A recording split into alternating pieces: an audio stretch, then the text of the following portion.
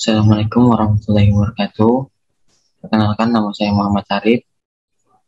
NIM saya 204820111134. Saya dari Prodi S1 Farmasi, Sekolah Tinggi Ilmu Kesehatan Samarinda. Pada kesempatan kali ini, saya akan menyampaikan dan menjelaskan materi sediaan gel. Berikut kita simak. Apa yang dimaksud dengan gel?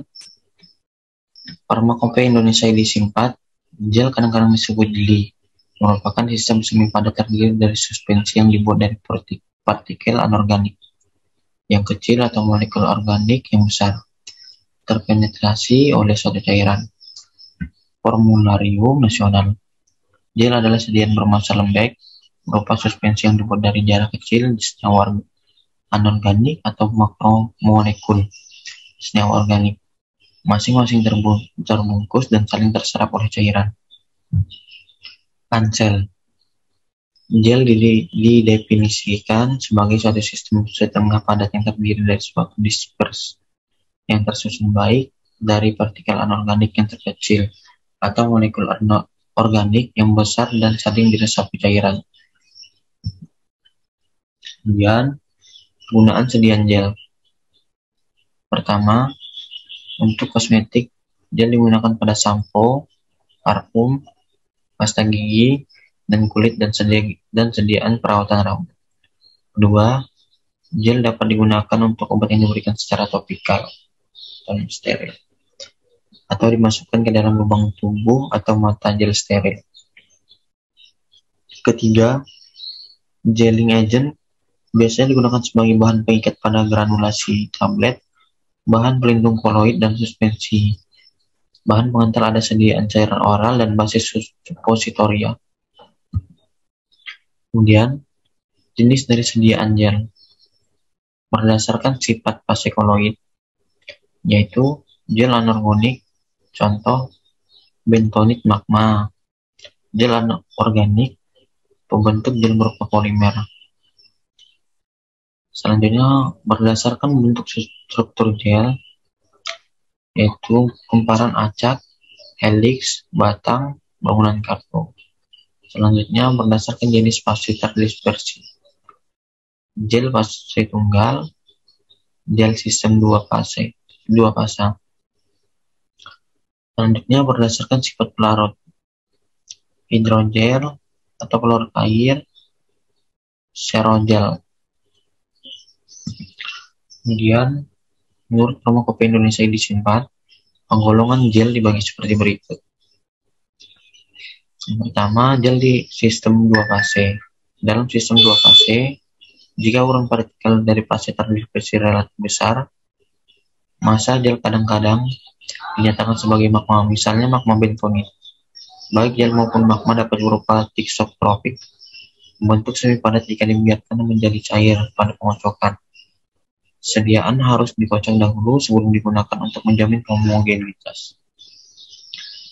Kemudian, gel sistem fase tunggal. Gel fase tunggal terdiri dari makromolekul organik yang tersebar sama dalam suatu cairan sedemikian, jika tidak terlihat adanya ikatan antara molekul makro yang terdispersi dan cairan. Gel fase tunggal dapat dibuat dari makromolekul sintetik, misalnya karboner, atau dari gamma alam, misalnya agar-agar. Menurut Lahman, 1994, sediaan gel memiliki sifat sebagai berikut. 1. Zat pembentuk gel yang ideal untuk sediaan farmasi dan kosmetik ialah inert, aman dan tidak bereaksi dengan komponen lain. 2.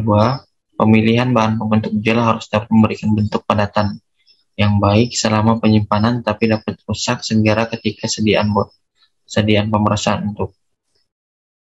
atau selama penggunaan topikal.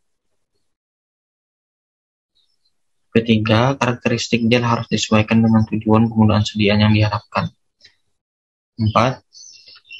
Penggunaan bahan pembentuk gel konsentrasinya sangat tinggi atau BM besar dapat menghasilkan gel yang sulit untuk dikeluarkan atau digunakan. 5. Gel dapat terbentuk melalui penurunan temperatur, tapi dapat juga pembentukan gel terjadi setelah pemanasan hingga suhu tertentu. Contoh polimer seperti HPMC dapat terlarut hanya pada air yang dingin, yang akan membentuk larutan yang kental, dan pada peningkatan suhu larutan tersebut akan membentuk gel. Keenam, fenomena pembentukan gel atau pemisahan fase yang disebabkan oleh pemanasan disebut thermogelation. Selanjutnya, komponen sediaan gel. Komponen gel dibagi menjadi dua, gelling agent dan bahan tambahan. Gelling agent, sejumlah polimer digunakan dalam pembentukan struktur berbentuk jaringan yang merupakan bagian penting dari sistem gel. Termasuk dalam kelompok ini adalah brom, alam, turunan selulosa, dan karbomer. Kebanyakan dari sistem tersebut berfungsi dalam media air. Selain itu, yang membentuk gel dalam cairan non-polar. Beberapa partikel padat koloidal dapat berperilaku sebagai pembentuk gel karena terjadinya flokkulasi partikel. Konsentrasi yang tinggi dari beberapa surfaktan non-ionik dapat digunakan untuk menghasilkan gel yang jernih di dalam sistem yang mengandung sampai 15% minyak mineral. Kemudian, bahan tambahan. Pengawet. Meskipun beberapa basis gel resisten terhadap serangan mikroba, tetapi semua gel mengandung banyak air sehingga membutuhkan pengawet sebagai antimikroba. Dalam pemilihan pengawet harus memperhatikan inkompatibilitasnya dengan gelling agent. Kemudian bahan mikroskopis bertujuan untuk mencegah kehilangan air, contohnya gliserol, propylenglikol, dan sorbitol dengan konsentrasi 10-20%. Terakhir, chelating agent bertujuan untuk mencegah basis dan zat sensitif terhadap logam berat, contohnya EDTA. Selanjutnya, dasar basis sediaan gel. Dasar gel hidrofobik. Dasar gel hidrofobik umumnya terdiri dari partikel-partikel anorganik. Bila ditambahkan ke dalam fase pendispersi, hanya sedikit sekali interaksi antara kedua fase. Berbeda dengan bahan hidrofilik, bahan hidrofobik tidak secara spontan menyebar, tapi harus dirangsang dengan prosedur yang khusus. Kemudian dasar gel hidrofilik. Dasar gel hidrofilik terdiri dari molekul anorganik yang besar dan dapat dilarutkan atau disatukan dengan molekul dari fase pendispersi. Istilah hidrofilik berarti suka pada pelarut. Umumnya, daya tarik-menarik pada pelarut dari bahan hidrofilik kebalikan dari tidak adanya daya tarik-menarik dari bahan hidrofobik. Selanjutnya, karakteristik sediaan gel itu pertama, swelling. Gel dapat mengembang karena komponen pembentuk gel dapat mengabsorpsi larutan sehingga terjadi pertambahan volume. Pelarut akan berpenetrasi di antara matriks gel dan terjadi interaksi antara pelarut dengan gel. Kedua, sineresis. Suatu proses yang terjadi akibat adanya kontraksi dalam massa gel. Cairan yang terjerat akan keluar dari dan berada di atas permukaan gel. Pada waktu pembentukan, gel terjadi tekanan yang elastis sehingga terbentuk massa gel yang tegar. Terakhir, efek suhu. Efek suhu mempengaruhi struktur gel. Gel dapat terbentuk melalui penurunan temperatur, tapi dapat juga pembentukan gel terjadi setelah pemanasan hingga suhu tertentu. Polimer seperti FMC terlarut hanya pada air yang dingin membentuk larutan yang kental. Pada peningkatan suhu larutan tersebut membentuk gel. Fenomena pembentukan gel atau pemisahan fase yang disebabkan oleh pemanasan disebut thermogelation. Kemudian, efek elektrolit. Konsentrasi elektrolit yang sangat tinggi akan berpengaruh pada gel hidrofilik, di mana yang berkompetisi secara efektif dengan koloid terhadap pelarut yang ada dan koloid diharamkan melarut. Gel yang tidak terlalu hidrofilik dengan konsentrasi elektrolit kecil akan meningkatkan rigiditas gel dan mengurangi waktu untuk menyusun diri sesudah pemberian tekanan geser. Elastisitas dan rigiditas. Sifat ini merupakan karakteristik dari gel gelatin agar dan agar dan nitroselulosa. Selama transformasi dari bentuk sol menjadi gel terjadi peningkatan elastisitas dengan peningkatan konsentrasi pembentuk gel. Reologi, larutan pembentuk gel, giling agent, dan dispersi padatan yang terpopulasi memberikan sifat aliran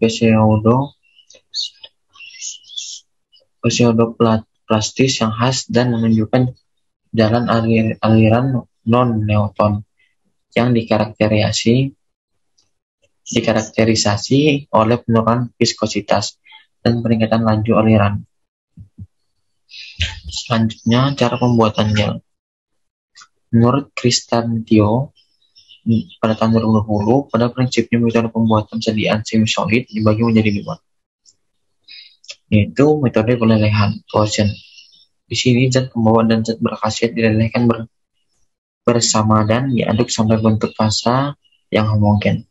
Dalam hal ini diperhatikan stabilitas dan zat berkhasiat terhadap suhu yang tinggi pada saat pelelehan. Selanjutnya, trirurasi. Zat yang tidak larut dicampur dengan sedikit basis yang akan dipakai atau dengan salah satu zat pembantu, kemudian dilanjutkan dengan penambahan basis. Dapat juga digunakan pelarut organik untuk melarutkan terlebih dahulu zat aktifnya, kemudian baru dicampur dengan basis yang akan digunakan. Selanjutnya, evaluasi sediaan gel. Yang pertama, 1.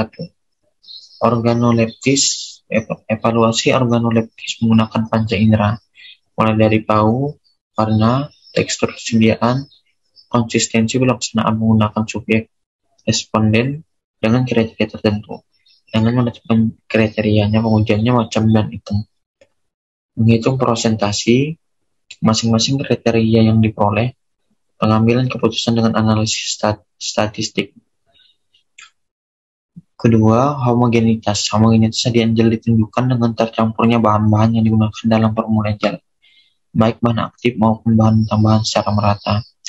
Cara pengujian homogenitas yaitu dengan meletakkan gel pada objek gas kemudian meratakannya untuk melihat adanya partikel-partikel kecil yang tidak terdispersi sempurna. Ketiga, evaluasi pH. Evaluasi pH menggunakan alat pH meter dengan cara perbandingan 60 gram sama dengan 200 ml air yang digunakan untuk mengincerkan. Kemudian aduk hingga homogen dan diamkan agar mengendap. Dan airnya yang diukur dengan pH meter, catat hasil yang tertera pada alat pH meter. Keempat, evaluasi daya sebar. Dengan cara sejumlah zat tertentu diletakkan di atas kaca yang berskala.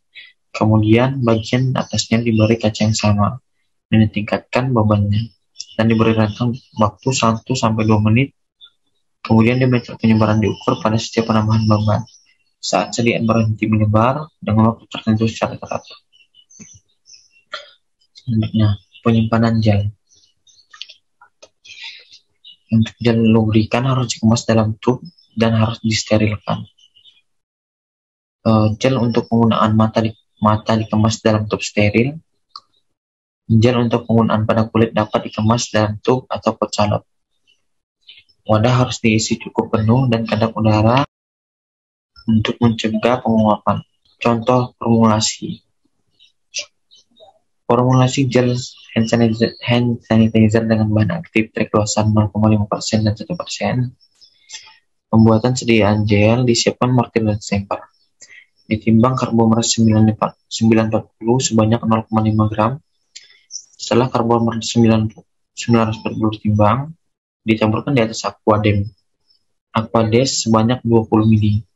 Karbomer 940 yang sudah dicampurkan diaduk cepat di dalam mortir sampai terbentuk massa gel dan ditambahkan T sebanyak 2 tetes. Ditimbang metil paraben sebanyak 0,2 gram, diukur alkohol 70% sebanyak 5 ml. Metil paraben dilarutkan dalam alkohol 70% sebanyak 5 ml. Dimasukkan ke dalam mortir, diaduk sampai homogen, diukur alkohol sebanyak 55 ml, ditimbang triklosan 0,5 gram untuk konsentrasi 0,5% dan 1 gram untuk konsentrasi 1%. Triklosan dilarutkan ke dalam alkohol 70% sebanyak 55 ml dan diaduk sampai larut. Triklosan yang sudah larut dimasukkan ke dalam mortir, dicampur sampai homogen, dipindahkan ke dalam beker gelas yang sudah dikalibrasi. Ditambah aquadem sampai 100 ml. Diaduk sampai homogen. Kemudian pembuatan media nutrien agar ditimbang 20 gram media nutrien agar disubstensikan dalam aquadem sampai 1 liter di dalam beker gelas. Dipanaskan di atas water bed sampai jernih, lalu dipindahkan dalam wadah dan ditutup dengan aluminium foil dan diikat dengan tali kasur. Kemudian disterilkan dengan autoclave dengan suhu 121 derajat Celcius selama 15 menit. Setelah itu dipindahkan dengan teknik aseptis ke dalam beberapa cawan Petri yang sudah disterilkan. Kemudian cawan Petri dibiarkan pada suhu kamar sehingga media dapat memadat. Ya, sekian dari saya. Terima kasih. Mungkin itu saja yang dapat saya sampaikan. Wassalamualaikum warahmatullahi wabarakatuh.